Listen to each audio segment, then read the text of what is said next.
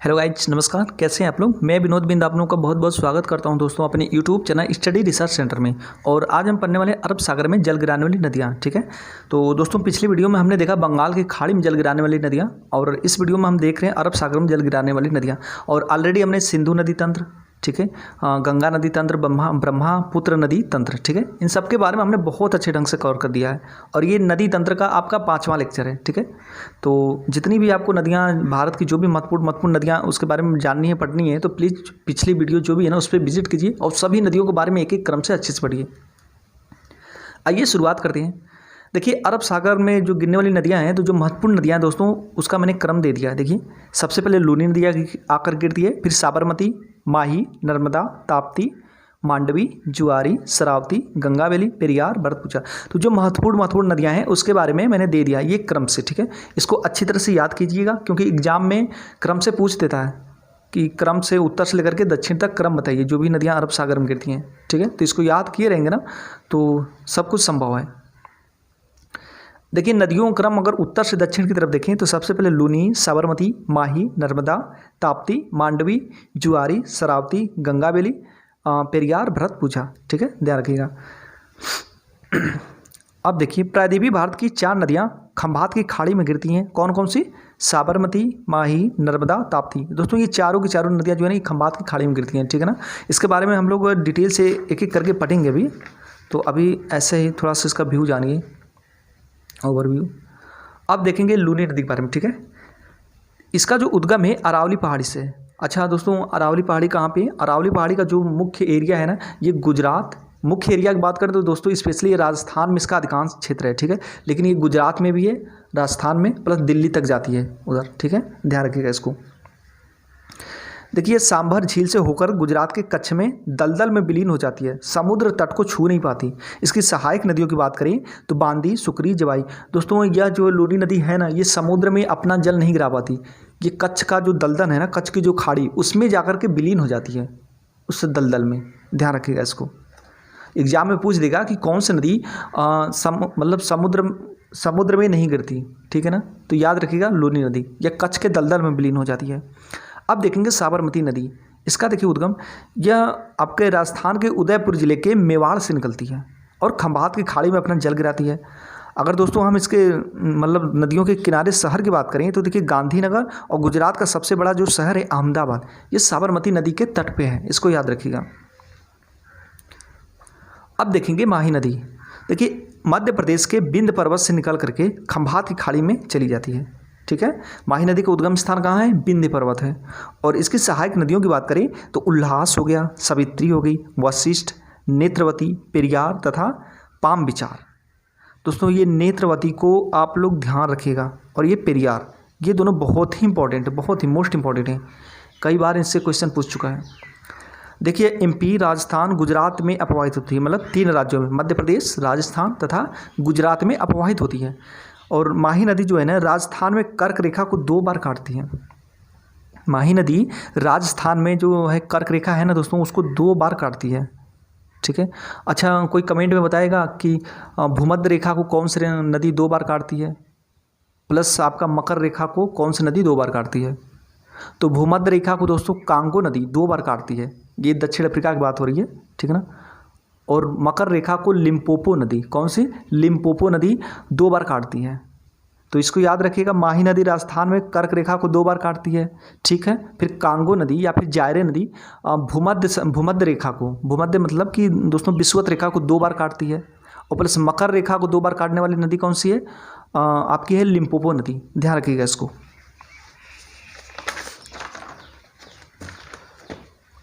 अब देखेंगे बनास नदी। देखिए, इसका उद्गम जो है ना ये माउंट आबू से निकलती है। माउंट आबू कहाँ पे है? ये दोस्तों अरावली पहाड़ी पर, ठीक है, राजस्थान में, ध्यान रखिएगा इसको। यह कच्छ के दलदल भूमि में जाकर फैल जाती है। बनास नदी जो है यह भी कच्छ की दलदल भूमि में जाकर के ये भी फैल जाती है, इसको याद रखिएगा। अब हम नर्मदा नदी के बारे में देखेंगे। ठीक है, देखिए इसका उद्गम जो है ना ये मैकाल पहाड़ी पर स्थित अमरकंटक चोटी से है। ठीक है, दोस्तों ये मैकाल पहाड़ी जो है ना ये सतपुड़ा पर्वत के अंतर्गत आता है। जैसे सतपुड़ा पर्वत है उसके अंतर्गत 3 पहाड़ियाँ मुख्य रूप से सम्मिलित है। कौन कौन सी? राजपीपला, महादेव और मैकाल। तो ये मैकाल पहाड़ी पर स्थित एक अमरकंटक चोटी है, वहाँ से निकली है, ध्यान रखिएगा। और यह भ्रंश घाटी में प्रवाहित होती है। दोस्तों आपको अच्छी तरह से पता है नर्मदा नदी प्लस आपकी ताप्ती नदी, ये दोनों भ्रंश घाटी में प्रवाहित होती है और इन दोनों के बीच में है सतपुड़ा पर्वत, इसलिए सतपुड़ा पर्वत को हम ब्लाक पर्वत भी बोलते हैं। ठीक है, ऐसा पर्वत जो दो भ्रंश घाटियों के बीच में स्थित हो उसे हम ब्लाक पर्वत कहते हैं। आप भी पढ़ेंगे उसके बारे में, ठीक है, तो अच्छी तरह से जानेंगे। देखिए भड़ौज के पास खंभात की खाड़ी में यह गिर जाती है और अरब सागर में जल गिराने वाले प्रायद्वीपीय भारत की सबसे लंबी नदी है। दोस्तों हमने ये पढ़ा कि प्रायद्वीपीय भारत की सबसे लंबी नदी की बात करें तो गोदावरी नदी है, कितना है 1465 किलोमीटर। लेकिन यहाँ पर ध्यान दीजिए क्या दे रहा है, अरब सागर में जल गिराने वाली, जबकि गोदावरी नदी तो बंगाल की खाड़ी में जल गिराती थी ना, लेकिन ये अरब सागर में गिराती है। तो अरब सागर में जल गिराने वाली प्रायद्वीपीय भारत की सबसे लंबी नदी है, इसको याद रखिएगा। देखिए प्रायद्वीपीय भारत की, एक मिनट दोस्तों, प्रायद्वीपीय भारत की तीसरी सबसे लंबी नदी है कौन कौन सी, पहले देख लीजिए, सबसे पहले कौन है, गोदावरी है, कृष्णा है, उसके बाद ये नर्मदा नदी है। अगर प्रायद्वीपीय भारत की लंबाई में अगर हम नदियों का क्रम देखें तो सबसे पहले गोदावरी, कृष्णा, उसके बाद आपका नर्मदा नदी। ठीक है, और यह जो है 3 राज्यों से होकर गुजरती है, मध्य प्रदेश, महाराष्ट्र, गुजरात। जबलपुर और गुजरात का भड़ौज जो है, ठीक है, नर्मदा नदी के तट पर ही स्थित है। दोस्तों आप लोग को अच्छी तरह से पता है ये जबलपुर जो भेड़ा घाट है जिसे हम दूध गंगा भी बोलते हैं, तो याद रखिएगा ये नर्मदा नदी पर ही है। इसकी लंबाई सबसे ज़्यादा कहाँ पे है, एमपी में है, ध्यान रखिएगा इसको। नर्मदा नदी जबलपुर के पास भेड़ाघाट, धुआंधार या कपिलधारा जलप्रपात बनाती है, आप लोगों को अच्छी तरह से पता है, इसको याद रखिएगा। अब ताप्ती नदी के बारे में देखेंगे। देखिए ताप्ती नदी का जो उद्गम है ना, ये महादेव पहाड़ी के बैतुल पठार से है। ठीक है, अभी हमने आपको बताया कि जो सतपुड़ा पर्वत है ये 3 पहाड़ियों के रूप में विकसित है। कौन कौन सा, राजपीपला, महादेव, मैकाल। तो जो आपका सतपुड़ा पर्वत की जो बीच वाली पहाड़ी है महादेव पहाड़ी, वहाँ के बैतुल पठार से इसका ताप्ती नदी का उद्गम हुआ है। ठीक है, ध्यान रखिएगा। सतपुड़ा के दक्षिण में भ्रंश घाटी में प्रवाहित होती है। देखिए दोस्तों आपका अगर हम क्रम देखें तो नर्मदा नदी पहले बहती है, फिर उसके बाद दक्षिण में उसके सतपुड़ा पर्वत है, फिर सतपुड़ा पर्वत के दक्षिण में कौन सा, ताप्ती नदी है। ठीक है, ताप्ती नदी, ध्यान दीजिएगा इसको। देखिए सूरत जो है ये ताप्ती नदी किनारे स्थित है। दोस्तों ये हमेशा अक्सर बार बार पूछता है कि मतलब सूरत कौन से नदी किनारे स्थित है। सूरत की ही बात नहीं, जितनी भी मतलब शहर हैं जो नदियों किनारे स्थित है ना, उसके बारे में बहुत अच्छे अच्छे क्वेश्चन पूछता है, तो इस सबको ध्यान रखिएगा थोड़ा। अरब सागर में जल गिराने वाली दूसरी सबसे बड़ी नदी है, अच्छा इसको बड़ी कर दीजिए। अब पहली कौन सी दोस्तों, कमेंट कीजिएगा। सब पहली जो अरब सागर में जल गिराने वाली नदी है ना, वह सबसे बड़ी वह है आपकी नर्मदा नदी। ठीक है, और ये ताप्ती नदी दूसरी सबसे बड़ी नदी है। कहाँ पे, अरब सागर में जल गिराने वाली नदी। दोस्तों इसको आप लोग मतलब ध्यान दीजिएगा जो मैं बातें बोल रहा हूँ। एक तो हो रहा कि प्रायद्वीपीय भारत की सबसे बड़ी नदी, और दूसरी ये बात हो रही है कि अरब सागर में जल गिराने वाली प्रायद्वीपीय भारत की सबसे बड़ी नदी। दोनों में अंतर है। एक तो अरब सागर में जल गिराने वाली नदी की बात हो रहा है, और एक स्पेशली बात ये हो रहा है कि उस प्रायद्वीपीय क्षेत्र में सबसे बड़ी नदी की बात कर रहा है, चाहे कहीं भी जल गिराए। ठीक है, ध्यान रखिएगा इसको।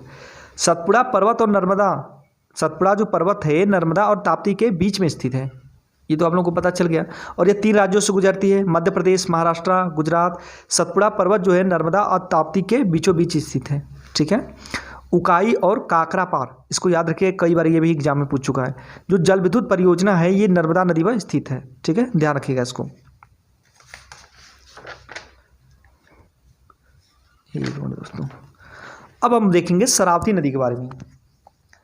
जो शरावती नदी है दोस्तों, इसका उद्गम देखें तो कर्नाटक के शिमोगा जिले से निकलती है। ठीक है, और यह भारत का सबसे भव्य जलप्रपात जोंग या गरसुप्पा जलप्रपात बनाती है। ठीक है, इसकी ऊंचाई की बात करें तो 253 मीटर। दोस्तों इसी को महात्मा गांधी जलप्रपात भी कहते हैं, ध्यान रखिएगा।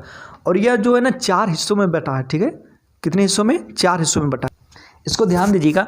जैसे जो ये आपका दोस्तों गरसोप्पा जलप्रपात है ना, ये 4 हिस्सा में बढ़ने का मतलब कि देखिए ऊपर से गिरता है। ठीक है, फिर वहाँ से कुछ दूरी थोड़ा सा मतलब वो क्या बोलते हैं, जैसे कि होता है ना कि जैसे ऊपर से गिरता है, फिर वहाँ से थोड़ा सा चलता है, थोड़ा सा आगे बढ़ता है, फिर नीचे गिरता है, फिर थोड़ा सा आगे चलता है, फिर नीचे गिरता है।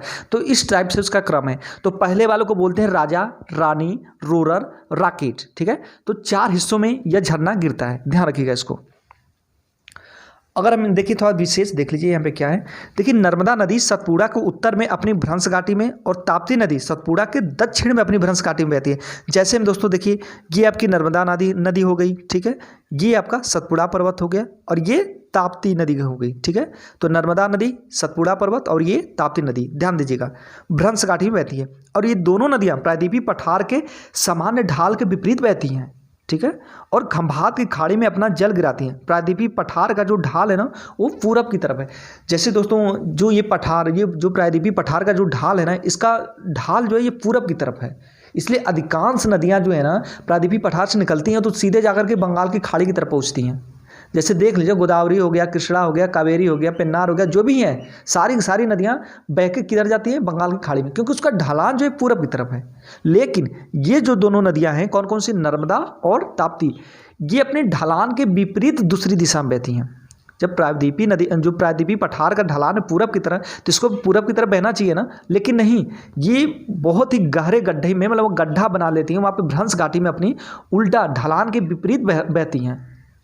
पूरब की तरफ न बह करके वो पश्चिम की तरफ बहती हैं। तो ध्यान दीजिएगा इसको, एग्जाम में पूछेगा कि कौन कौन सी नदियाँ इसमें से अपने सामान्य ढाल के विपरीत में बहती हैं, तो नर्मदा और ताप्ती, ठीक है।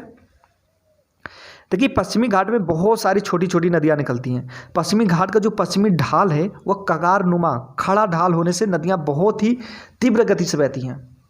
आप लोगों को अच्छी तरह से पता है जो पश्चिमी घाट है, जो सह्याद्री है, वो जस्ट अरब सागर के बगल में ही है, मतलब जो भी है 50 किलोमीटर, 60 किलोमीटर, 70 किलोमीटर, इतना ही दूरी पे। जब उतनी ऊंचाई से नदियाँ गिरती हैं तो बहुत ही तेज़ गति से आती हैं, ठीक है, बहुत ही तेज़ गति से आती हैं और जाकर के अरब सागर में मिल जाती हैं। देखिए इनमें बहुत सारे छोटे छोटे जलप्रपात का निर्माण होता है। सिंपल सी बात है दोस्तों, अब जानते हैं पहाड़ी एरिया है तो वहाँ पर तो जलप्रपात तो होगा ही। और सबसे बड़ी बात कि वहाँ से जब नदियाँ तेज़ में निकलती हैं, ऊपर से जब निकलती हैं नदियाँ, तो तेज़ में से उसका बहाव होता है, इसकी वजह से जलप्रपात का निर्माण ज़्यादा होता है वहाँ पर, क्योंकि काट पाट कर पत्थरों को काट के वो अपना जलप्रपात का निर्माण कर लेती हैं। वो कहीं ना कहीं उसको गिनना होता है तो वहाँ पे जलप्रपात बना लेती हैं। अच्छा और देख लीजिए इसका, देखिए गोवा में दोस्तों आपका जुआरी नदी है प्लस मांडवी नदी है, ठीक है, ध्यान दीजिएगा इसको। गोवा में जुआरी नदी है, मांडवी नदी है। कर्नाटक की बात करें तो शरावती हो गया, गंगावेली नदी है। केरल में भरतपुजा और पेरियार नदी है, ठीक है। देखिए भारत का सबसे ऊंचा सीधा गिरने वाला जो जलप्रपात है जोंग गरसुप्पा या महात्मा गांधी जलप्रपात है, इसको ध्यान रखिएगा। और सह्याद्री की नदियां प्रपाती होने के कारण जल विद्युत की संभावना बहुत अधिक है। जैसे सह्याद्री मतलब दोस्तों कि ये पश्चिमी घाट की बात कर रहा है, पश्चिमी घाट का नाम ही है सह्याद्री, ठीक है। तो वो बहुत प्रपाती होती है। प्रपाती कहने का मतलब कि दोस्तों जैसे कि अपना जल प्रपात बनाती है, बहुत काफ़ी मतलब जगह, एक नदी कई जगह जल प्रपात बनाती है। तो जब जल प्रपात बनाती है तो वहाँ पे जल विद्युत की संभावना बहुत अधिक होती है, टरबाइन लगा देते हैं, उससे बिजली उत्पन्न होती है। तो ठीक है दोस्तों, हमारा ये चैप्टर कंप्लीट हो गया, अरब सागर में गिरने वाली नदियाँ, ठीक है। तो इसी पे स्टॉप करते हैं, नमस्कार।